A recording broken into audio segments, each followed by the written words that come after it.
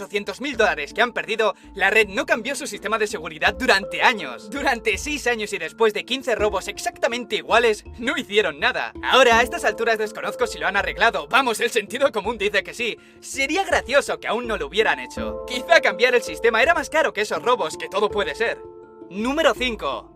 Un túnel. Este es totalmente de película. En 2010, unos ladrones cavaron un túnel hasta la cámara del banco Credit Lyonnais, tal cual suena. Aprovecharon que el banco estaba cerrado por unas pequeñas reformas y la vigilancia se había reducido. Comenzaron el túnel